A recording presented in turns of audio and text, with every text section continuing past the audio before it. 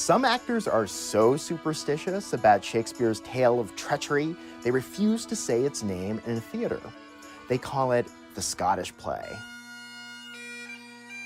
Shakespeare's play was first performed in 1606, and the production was indeed a troubled one. The bard had to play the role of Lady Macbeth himself after the original actor, a young man named Hal Berridge, came down with a fever and died before the play could open. Of course, the cursed Shakespeare play would be the one that has the witches. The King of England at the time that Macbeth was first performed was James I, who was previously the King of Scotland. And while he was king, he called for violence against suspected witches. So in this environment, it makes sense that some people would think that the curses the witches recite in Macbeth were real. In 1721, a nobleman, dissatisfied with a production of Macbeth, jumped onto the stage so that he could shout to a friend in another part of the audience.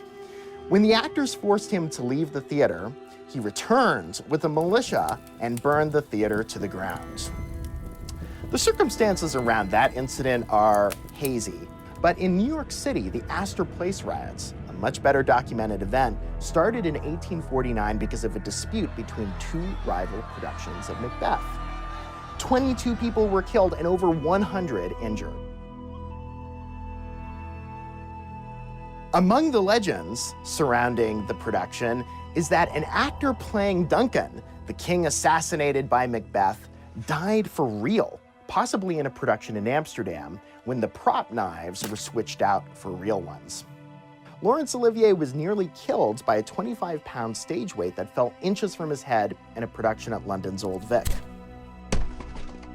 Charlton Heston suffered burns when a fire broke out on stage during the final battle of the play in a production in Bermuda in 1953.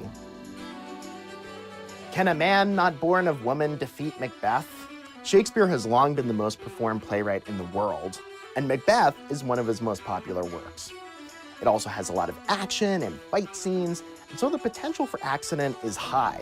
Not to mention that throughout theatrical history, there's been a tradition of plays that haven't drawn an audience being prematurely closed, only to be replaced with a surefire winner. Macbeth, meaning that lots of unemployed actors given the boot by the Scottish play have viewed it as cursed because they probably think they themselves are too. So is the curse real? Of course not. BBC Culture will never tell you that curses are real. Unless we're talking about the New York Mets, then of course the curse is very real.